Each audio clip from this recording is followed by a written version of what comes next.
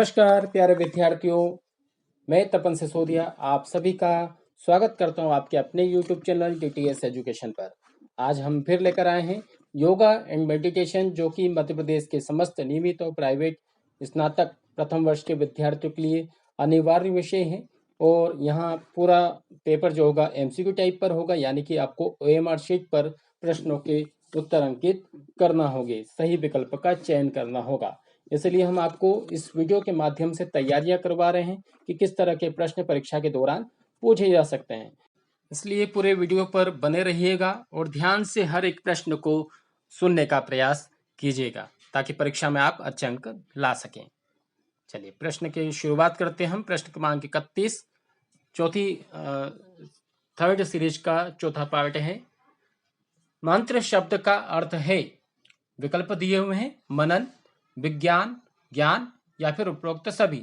तो मंत्र शब्द का अर्थ क्या होता है? मनन करना, है ना। मंत्र का अर्थ ज्ञान नहीं होता है, विज्ञान नहीं होता है। इसलिए इस प्रश्न का सही विकल्प जो होगा विकल्प ए, मनन करना। मंत्र में हम क्या करते हैं? एक ही मंत्र को मनन करते रहते हैं, उसी पर ध्यान लगाने का प्रयास करते हैं, उसे ही उच्चारण करते रहते हैं। इसलिए मंत्र शब्द का सही अर्थ होगा मनन करना। इसलिए इस प्रश्न का सही विकल्प क्या हो जाएगा विद्यार्थियों? विकल्प ए, मनन। अगले प्रश्न की ओर चलते हैं। प्रश्न क्रमांक 32, सूर्य नमस्कार में तीसरी व 10वीं स्थिति वाले आसन हैं। कौन कौन से आसन? यहाँ पर 4 विकल्प बताए हुए। उत्तान पादासन, हस्त उत्तान आसन, पाद हस्तासन या फिर त्रिकोण आसन। तो सूर्य नमस्कार में उत्तान पादासन नहीं आता है और त्रिकोण आसन भी नहीं आता है, तो दोनों विकल्प तो गलत हो गए। अब हस्त उत्तान आसन और पाद हस्तासन, तो तीसरी स्थिति और 10वीं स्थिति, तो तीसरी स्थिति और 10वीं स्थिति एक जैसी ही होगी। तो पहली स्थिति हो गई प्रणाम आसन, दूसरी हस्त उत्तान आसन और तीसरी हो गई पाद हस्तासन, यानी हाथों को ऊपर से नीचे की ओर लेकर जाते हैं और पैरों को छूने का प्रयास करते हैं। तो इस प्रश्न का सही विकल्प हो जाएगा विकल्प सी, पाद हस्तासन। अगला प्रश्न है प्रश्न क्रमांक 33, अंतर्मौन से हमें क्या प्राप्त होता है? अंतर्मौन से क्या प्राप्त होता है? 4 विकल्प दिए हुए हैं, शारीरिक शांति, मानसिक शांति, पूर्ण शांति और आनंद या फिर कोई भी नहीं। तो अंतर्मौन यानी कि आपको इंद्रियों से भी कुछ नहीं बोलना है, इंद्रियों से भी चुप रहने का प्रयास करना है। तो उससे क्या शारीरिक शांति मिलेगी?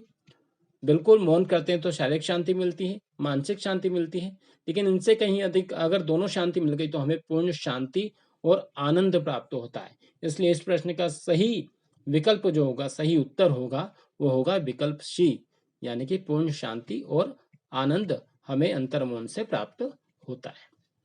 अगले प्रश्न की ओर चलते हैं। प्रश्न क्रमांक 34, निम्नलिखित में से प्राणायाम नहीं है।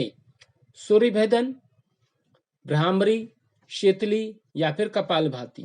तो विद्यार्थियों, सूर्यभेदन दाहिनी नासिका से किया जाता है, उससे श्वास ली जाती है और बाई नासिका से श्वास को छोड़ते हैं, वो होता है सूर्यभेदी प्राणायाम। भ्रामरी प्राणायाम में कानों को बंद करके बहुरे की गुंजन की जाती है। शीतली प्राणायाम में अपनी जिह्वा यानी जुबान को नलीनुमा बनाया जाता है और श्वास ली जाती है। और इसमें क्या कहा गया? प्राणायाम नहीं है। तो कपालभाति प्राणायाम नहीं है, कपालभाति षट क्रिया का अंग है। इसलिए सही विकल्प हो जाएगा, सही उत्तर विकल्प डी, कपालभाति। अगला प्रश्न है, कुंभक के कितने प्रकार होते हैं? विकल्प दिए हुए 3, 2, 4 या फिर 5। तो कुंभक के कितने प्रकार हैं? कुंभक के 2 प्रकार होते हैं। कौन कौन से? अंतः कुंभक और बाह्य कुंभक। यानी कि श्वास को लेकर जब अंदर रोका जा सकता है या रोका जाता है तो वो होता है अंतः कुंभक, और श्वास को छोड़कर बाहर ही रोक दिया जाए तो वो होता है बाह्य कुंभक।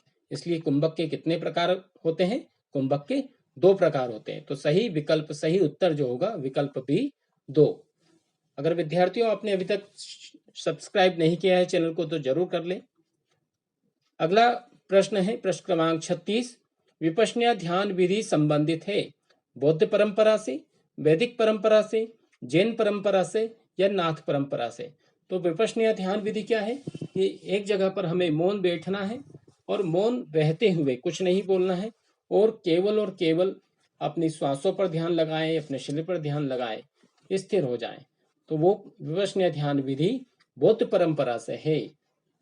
तो इसलिए इस प्रश्न का सही विकल्प हो जाएगा विपश्यना विधि, ध्यान विधि जो है उसका सही विकल्प होगा बौद्ध परंपरा से।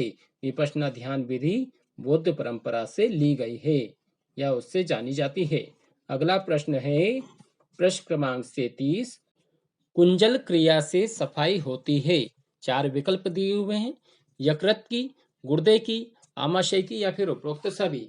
तो कुंजल क्रिया क्या होती है? कुंजल क्रिया में 8 से 10 गिलास पानी पिया जा सकता है, कुनकुना पानी पीते हैं और उल्टी करते हैं, है ना। सुबह करना चाहिए इसको, अपने नित्य क्रम से निपट कर इस क्रिया को करना चाहिए और खाली पेट करना चाहिए।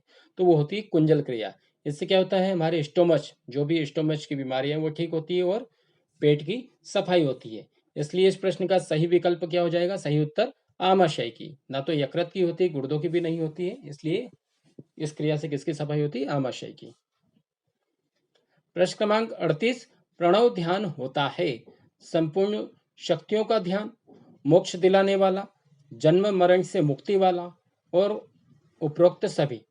तो प्रणव ध्यान मतलब ओम का ध्यान। ओम का ही दूसरा नाम प्रणव होता है या प्रणव का दूसरा नाम ओम कहा गया है। तो ओम का जब भी हम लोग ध्यान करते हैं तो संपूर्ण शक्तियों का ध्यान हो जाता है, क्योंकि सबसे सर्वशक्तिमान कौन है? भगवान शिव। मोक्ष दिलाने वाला, जब ओम का उच्चारण करेंगे तो मोक्ष में मिलता है। जन्म मरण से मुक्ति, यानी कि हम बार बार जो जन्म लेते हैं 84 लाख योनियों में, उससे भी हमें मुक्ति मिलती है, इसलिए प्रणव ध्यान होता है। उपरोक्त सभी, सभी विकल्प सही होगा। अगला प्रश्न है प्रश्न क्रमांक 39, त्रिदोषों का संतुलन किस क्रिया के द्वारा होता है? 4 विकल्प दिए हुए हैं, ध्यान, षटकर्म, सूक्ष्म क्रिया या फिर सूर्य नमस्कार। तो त्रिदोष कौन कौन से दोष होते हैं? वात, कफ और पित्त। जब ये असंतुलित हो जाते हैं तो वो होता है त्रिदोषों का संतुलन या असंतुलन हो जाना। तो इनका संतुलन कैसे करेंगे? ध्यान से नहीं कर सकते हैं, सूक्ष्म क्रियाओं से भी नहीं कर सकते हैं, सूर्य नमस्कार के द्वारा भी नहीं होता है। तो ये इन त्रिदोषों का जो संतुलन होगा वो षटकर्म के द्वारा होगा। षटकर्म कितने होते हैं? 6 प्रकार के, नेति, नौली, धोती, बस्ती, त्राटक और कपालभाति। तो इस प्रश्न का सही विकल्प हो जाएगा विकल्प बी, षटकर्म। अगला और लास्ट प्रश्न है इस पार्ट का, प्रश्न क्रमांक 40, निम्न में से कौन सी अनुभागी श्वसन क्रिया है? क्लेविकुलर, थोरेसिक या उदर या फिर उपरोक्त सभी। तो जब आप अपना सिलेबस देखेंगे तो 2nd यूनिट के ही फर्स्ट चैप्टर में दिया हुआ है अनुभागी श्वसन। तो इस प्रश्न का जो सही विकल्प हो जाएगा, क्योंकि अनुभागी श्वसन में क्लेविकुलर भी आता है, थोरेसिक भी आता है, उदर यानी कि पेट भी आता है, तो एब्डोमिनल जिसको बोलते हैं। तो इस प्रश्न का सही विकल्प हो जाएगा उपरोक्त सभी। तो विद्यार्थियों, इस तरह से ये हमने 10 प्रश्न आपके समक्ष रखे हैं और आशा करता हूं कि सब आपको समझ में आए होंगे। तो इसी वीडियो पर बने रहने के लिए बहुत बहुत धन्यवाद। आगे भी हम आपके लिए और नए वीडियो लेकर आते रहेंगे और यहाँ प्रश्न आप अवश्य रूप से अच्छे से याद कर लें, अच्छे से पढ़ लें, क्योंकि कहीं ना कहीं बहुत सारे प्रश्न इन्हीं वीडियो में से आने वाले हैं। ये प्रश्न जो है पूर्व परीक्षाओं में पूछे जा चुके हैं और आगे भी परीक्षाओं में पूछे जाने की पूर्ण संभावना बनती है। चाहे मध्य प्रदेश के किसी भी विश्वविद्यालय से हो, यहाँ प्रश्न आने की पूर्ण संभावना बनती है। इसलिए साथ में इस चैनल को सब्सक्राइब जरूर कर लें, साथ में बेल आइकन को भी प्रेस कर दें, ताकि आपके पास में नए वीडियो हम जब भी अपलोड करें उसके नोटिफिकेशन आते रहें। तो बहुत बहुत धन्यवाद आप सभी का वीडियो पर बने रहने के लिए। वीडियो देखने के लिए बहुत बहुत धन्यवाद। हमें लाइक करें, शेयर करें और सब्सक्राइब करें। धन्यवाद।